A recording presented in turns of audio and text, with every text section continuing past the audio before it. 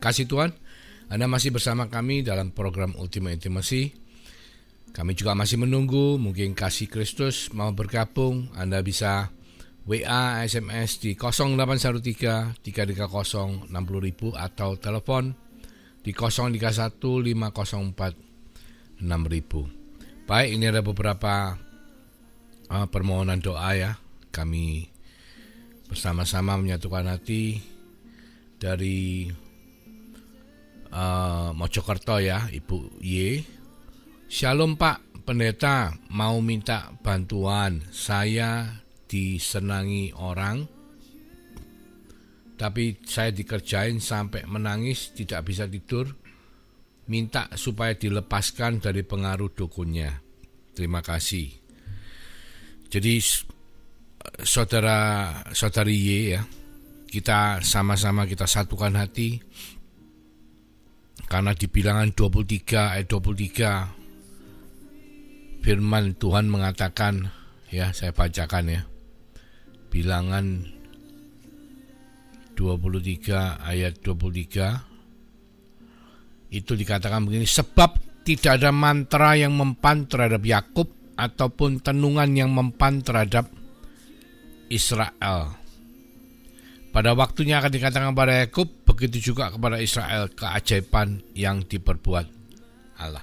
Jadi tidak ada tenung, tidak ada mantra yang mempan terhadap kita yang percaya dengan iman kepada Yesus Kristus sebagai Tuhan dan Juru Selamat. Karena apa? Darah Yesus telah membebaskan kita semua, dan kebangkitannya pada hari yang ketiga telah membawa kehidupan kita menjadi kehidupan yang baru. Mari kita sama-sama imani. Saya minta saudari Y bersama-sama saya untuk mengimani dan berdoa dalam nama Yesus. Kami mengucap syukur Tuhan untuk kesempatan pada malam hari ini, di mana kami percaya imanmu adalah, firmanmu adalah ya dan amin, yang mengatakan bahwa dengan iman kami telah mengalahkan dunia.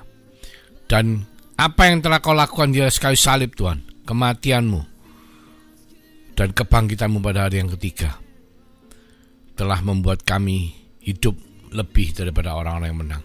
Dan di dalam nama Yesus kami sepakat mengikat segala kuasa yang ditujukan kepada saudari Y. Segala mantra, segala tenungan kami ikat, kami patahkan kuasanya dalam nama Yesus. Kami tolak dari dalam tubuhnya. Semuanya menjadi normal kembali.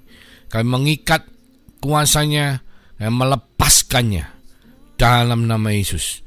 Darah Yesus membasuh kehidupan dari saudari Y. Mulai saat ini juga tidak ada kuasa tenung mantra yang mempan terhadap kehidupannya. Terima kasih Tuhan. Terima kasih. Dalam nama Yesus Kristus Tuhan, saya mengucap syukur dan berdoa. Amin. Puji Tuhan. Haleluya. Ini dari dua. Yang pertama, dua permintaan. Yang pertama, Shalom. Selamat malam. Bu Weli minta doa yang sakit infeksi paru, dan Bu Weli minta doa anak yang sedang pendidikan TNI. Dari Banyuwangi jalan kaki ke Surabaya, supaya Tuhan beri kekuatan. Mari kita berdoa.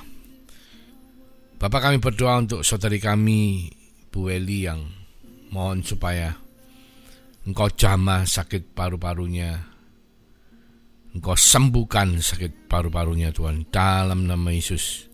Karena Engkau lah Jehovah Rafa, Engkau yang menyembuhkan, Engkau Allah yang menyembuhkan, Engkau yang dokter daripada segala dokter Tuhan. Dan Engkau yang memberikan semuanya menjadi baik, pulih, normal kembali, paru-parunya dan seluruh organ tubuhnya, dalam nama Yesus. Juga untuk anaknya Bu Eli yang dalam program TNI, latihan dari Banyuwangi ke Surabaya dengan jalan kaki. Tuhan berikan penyertaan-Mu, perlindungan-Mu dan kekuatan untuk anaknya boleh menyelesaikan semua proses trainingnya dengan baik. Bahkan Engkau akan mengurapi anak ini untuk Kau pakai menjadi garam dan terang di dalam kesatuannya di TNI Tuhan, sehingga nama-Mu dipermuliakan. Berkati kesehatannya, berkati karirnya, berkati kehidupan keluarganya. Terima kasih Tuhan. Di dalam nama Yesus kami mengucap syukur dan kami berdoa. Juga untuk Ibu Priatin ya, minta doa untuk Tuhan campur tangan dalam transaksi tanah. Mari kita berdoa. Tuhan Yesus, kami menyerahkan saudari kami Bu Priatin yang ingin melepas tanahnya untuk menjual tanahnya, supaya Engkau campur tangan, supaya tanahnya boleh laku tepat pada waktunya. Dan kami sepakat memberkati calon pembeli tanah itu supaya tepat pada waktunya akan membeli tanahnya dengan harga yang baik. Terima kasih Tuhan Yesus. Di dalam nama Yesus Kristus kami mengucap syukur dan berdoa. Haleluya. Amin. Puji Tuhan. Baik, kita kembali kepada topik ya, mengenai penyesatan, di mana tadi kita sudah bicarakan. Yang pertama adalah mengenai Injil. Harus Injil, 4 Injil yang dikanonisasi, karena di luar Injil itu adalah penyesatan. Kedua mengenai penyesatan di Galatia, yang mana jemaat di Galatia dibawa kembali kepada pengajaran hukum Taurat sebagai keselamatan. Padahal hukum Taurat itu hanya sebagai cermin menuntun kita sampai kita ketemu dengan Kristus. Nah, sebelum kita masuk ketiga, yaitu teologi kontemporer, saya mau sharing mengenai kesaksian saya waktu beberapa tahun yang lalu. Saya ngajar di sebuah SOM ya, di gereja besar di kota saya. Itu murid ya kurang lebih waktu itu 50 lebih ya, hampir 60. Jadi saya lagi ngajar mengenai jaminan keselamatan, kelas salvation ya. Dan sebelum saya memulai kelas, saya mengajukan satu pertanyaan. Saya bertanya seperti ini.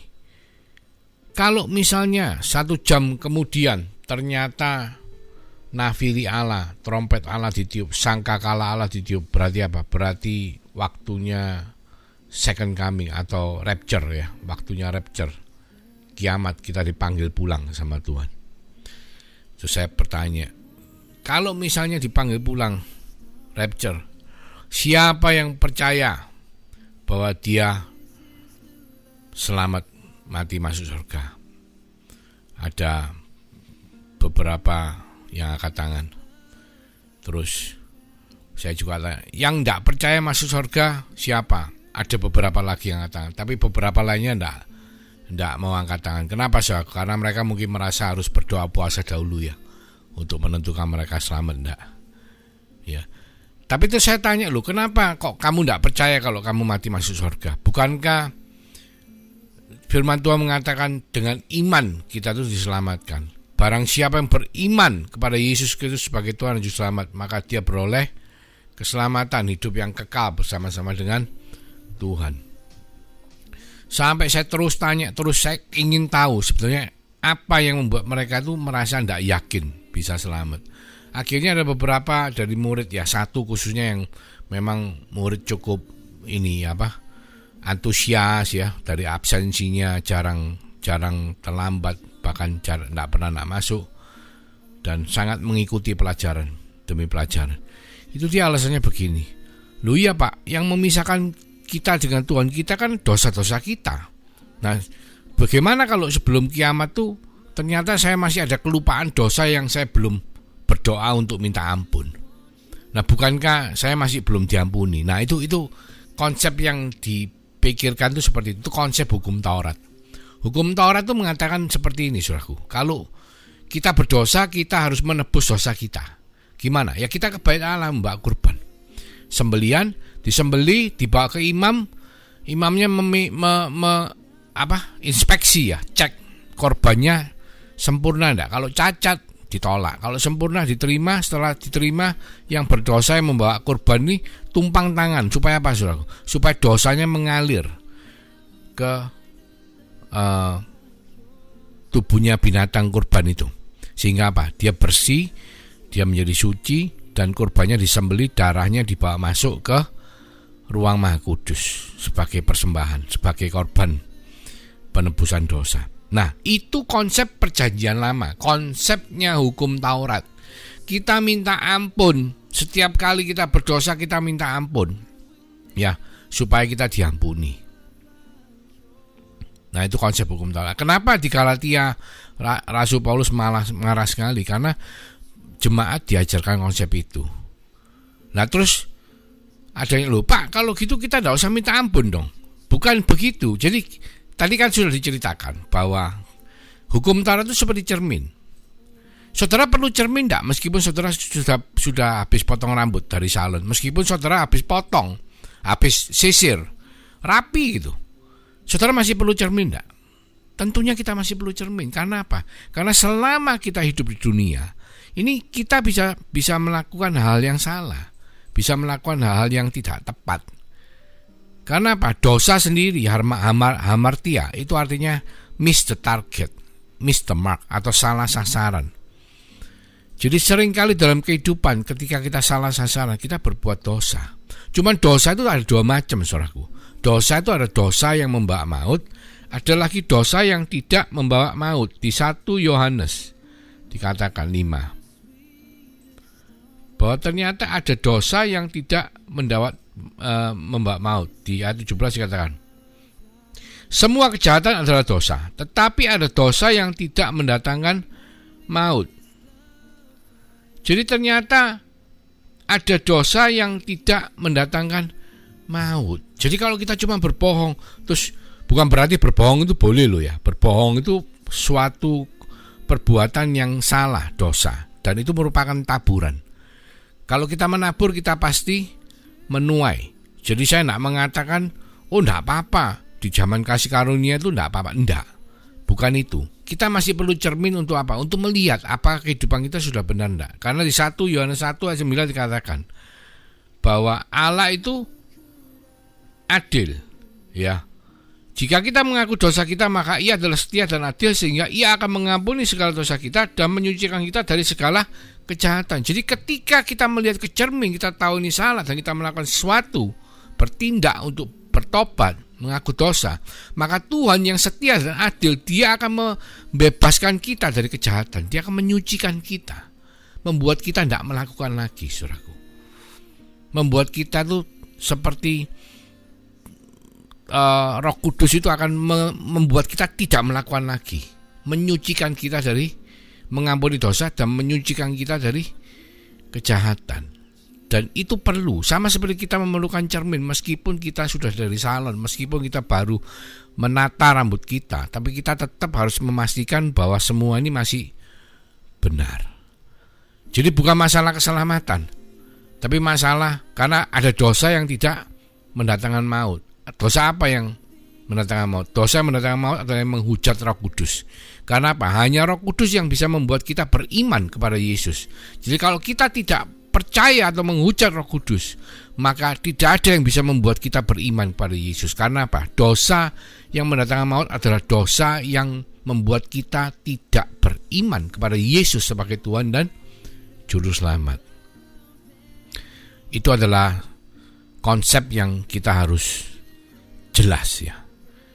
Karena kita hidup dalam zaman kasih karunia, kita tidak hidup dalam zaman hukum Taurat, tapi kita perlu hukum Taurat untuk menuntun kita sampai kita ketemu dengan Kristus Yesus sendiri. Karena hukum Taurat itu adalah sebuah cermin standar norma moral maupun sipil yang kita harus pakai untuk kita bisa layak di hadapan Tuhan. Itu adalah tipe penyesatan yang di Galatia, membawa umat kembali kepada kehidupan mengikut hukum Taurat. Penyesatan yang ketiga adalah teologi kontemporer, salah satu daripada teologi kontemporer. Saya katakan salah satu karena banyak sekali teologi kontemporer. Kita akan bicara teologi kemakmuran atau doktrin kemakmuran. Kita tahu bahwa sangat terkenal sekali pada akhir-akhir ini 2 dekade ya, 3 dekade prosperity teologi atau prosperity gospel. Bahkan sampai hari ini masih sangat terkenal ya. banyak hamba-hamba Tuhan, banyak gereja-gereja menjadi demikian besarnya. Mereka sudah punya mega church ya, membuat seperti suatu gereja menjadi satu tempat di mana orang bisa menikmati fasilitas-fasilitas yang disediakan. Padahal sebetulnya gereja itu adalah satu gambaran di mana Tuhan ingin menjadi umat itu menjadi sebuah gereja yang menjadi pengikut Kristus ya, yang diajar untuk mengerti kebenaran firman Tuhan, diajar untuk mengikuti kehidupan yang seperti yang Tuhan mau, bukan menikmati fasilitas-fasilitas yang disediakan, bahkan mengajarkan kemakmuran dan sukses, kekayaan, keberhasilan, kesehatan. Itu adalah tanda bahwa mereka itulah pengikut-pengikut Kristus. Bukan itu yang Tuhan ingin kita semua dapatkan. Jadi pengajaran teologi kemakmuran itu membuat akhirnya banyak dari umat Tuhan itu ikut Tuhan dengan satu catatan, saudaraku. Jadi misalnya mereka memberikan persembahan, itu mereka menganggap sebagai investasi, di mana firman Tuhan banyak mengatakan engkau akan mendapatkan berlipat kali ganda, sehingga mereka mengharapkan supaya apa yang mereka tabur, mereka persembahkan, mereka bisa dapat kembali berlipat kali ganda. Sehingga ketika mereka tidak mendapatkan kembali berlipat kali ganda, terutama dalam masa-masa yang tidak baik ya, masa pandemi, mungkin bisnis kurang lancar ya, tidak seperti dulu, hasilnya kurang baik, itu mereka yang mengharapkan kembali dari taburan mereka akan mengalami kekecewaan. Bahkan banyak dari mereka yang murtad. Karena apa? Karena di gereja ketika mereka diajarkan teologi kemakmuran, mereka mengharapkan berkat Tuhan akan melimpahi mereka terus.